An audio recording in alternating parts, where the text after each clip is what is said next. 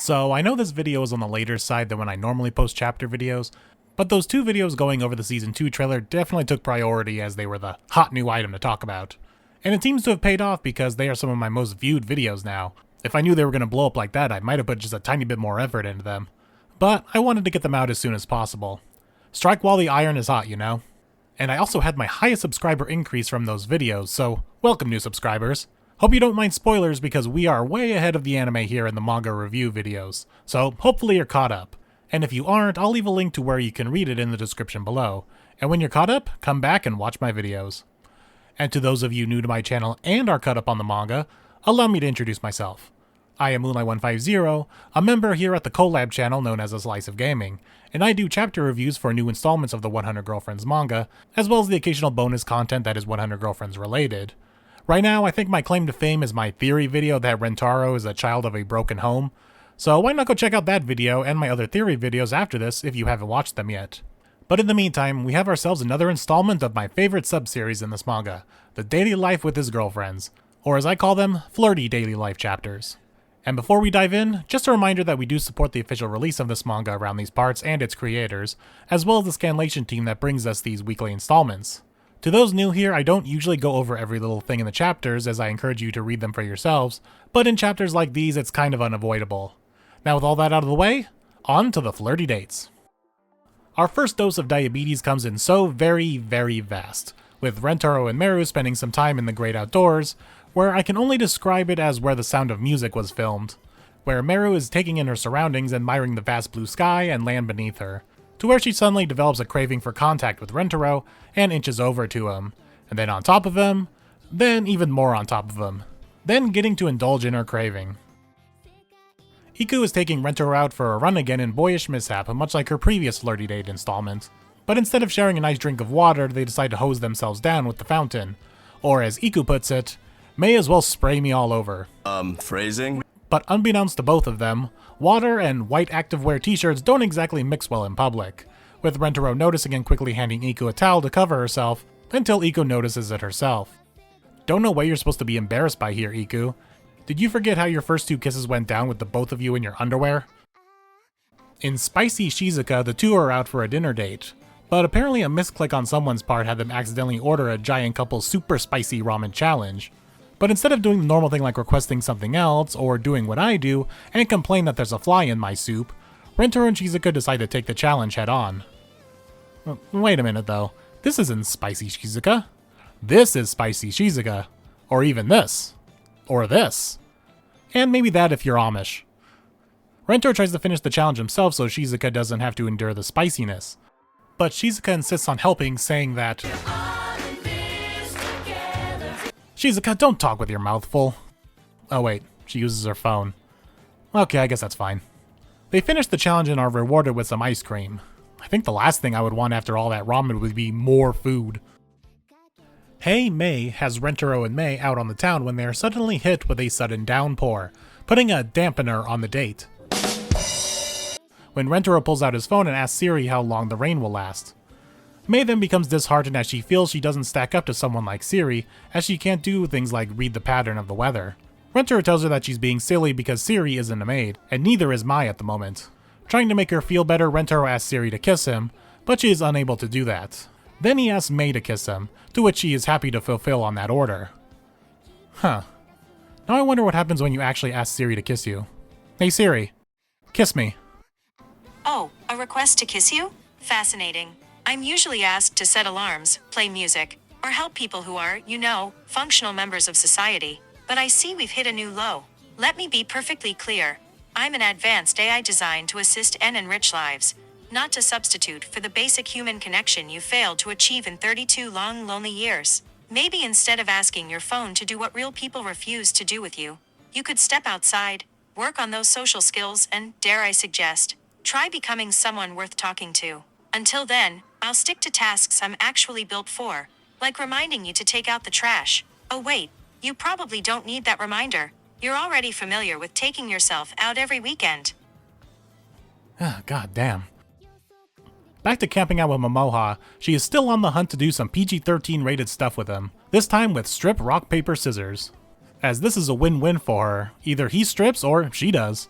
After a couple rounds of losing, Momoha ends up losing all articles of clothing, to where her drunk gambler side takes over as she now literally has lost the clothes off her back. Maybe the third time's the charm, Momoha.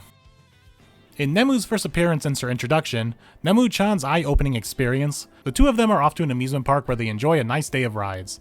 Disheartened that she slept through most of the date, Rentaro suggests riding a roller coaster to keep her awake. But Nemu has never tried that before, but says it's worth a try. After the ride, Nemu is a changed woman. Just look at those eyes. Those are the eyes of someone who just had something awakened inside of them.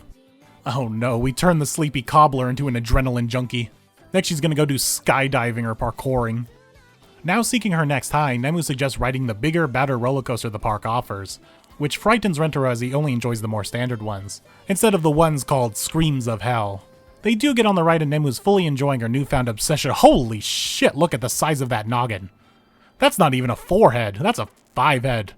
Maybe even a 6-head. A sniper's dream. My fans rejoice as we got little sister overriding, with the two of them out admiring a field of flowers. Being the shoujo manga brain that she is, she wants to do lovey-dovey stuff with Rentaro in this setting, but the other half of her brain being a tsundere won't let her ask. So she begins to fidget trying to figure out what to do. She really does only have 2 brain cells and they are both fighting for 3rd place. But eventually they work together and come up with a plan to say that she wants to overwrite all the hugging and kissing from Mei, as he can't have them, only she can. Reading between the lines, Rentaro does that and gives Mai the hugs and kiss that she wants. We did it, boys! We got our second on-panel Rentaro and Mai kiss. It only took us exactly 90 chapters, but we got there! We won this day! Hahari and Rentaro are out on a mature date in, well, Hahari-san's mature date, where they are dining in the same classy restaurant that you do your romantic white day date in Persona 5. But Rentaro is nervous because it's such a fancy place and he wants to make sure of his table manners. But Hahari reassures him everything is fine because she bought out the restaurant for the night. You know, as you do. To ease his stress, Hahari requests that they play the 100 Girlfriends anime on the screen. You know, as you do. But it worked and they're able to enjoy their meal. But eventually they touch elbows and apparently that was enough for them to get in the mood and start making out at the table, uncensored right in front of their anime counterparts. Another home movie day for Rentaro, but this time with Mimimi in the Academy Mimimi Awards. This time it's some super artsy-fartsy film that only high-class members of society should be able to enjoy. But Mimimi is having none of it as she calls it unmitigated vacuous claptrap. Well, we haven't done this in a while. Time for the next installment of ZoomScan Word of the Week. This week being the word vacuous. An adjective to describe something as having or showing a lack of thought or intelligence. In other words, she's calling the movie pure nonsense without any thought behind it. But because Mimimi is such a high-class lady, she got them fancy purdy words. So instead of watching the drivel on the screen, Mimimi says to just watch her naturally beautiful face, and Rentaro happily accepts. And it's so beautiful, Rentaro decides to give her face the Academy Award. Lastly, Nano and Rentaro are meeting up for a date, but Rentaro thought it would be fun to dress up as Shizuka for their date, giving us Beef Zuka. But Nano is having none of this and rips the entire ensemble off of him. But this turns out to be a dream from Nano that she awakes from. So now we need to question, why does Nano dream of Rentaro as bald and wearing a loincloth under his clothes? The actual date arrives and Nano is relieved to find Rentaro as his normal self. And that's a wrap on Flirty Daily Life installment number 4. Lots of diabetic-inducing goodness here. Even if a lot of them are kind of retreads of past ones, like Momoha trying to trick Rentaro into lewd activities, or more home movie dates, or Nano obsessing over Rentaro's features. At least they gave us Beef Zuka though. I will always treasure Beef Zuka. Also, this chapter was worth it alone for the Mai date and Nemu discovering a new side to herself. Speaking of Nemu, she's going to remain in the spotlight next week as she is the focus of the next chapter, starring alongside Rin, as they learn they have something in common. Now, what could that be? So, more Nemu goodness coming our way. I'm really enjoying her addition.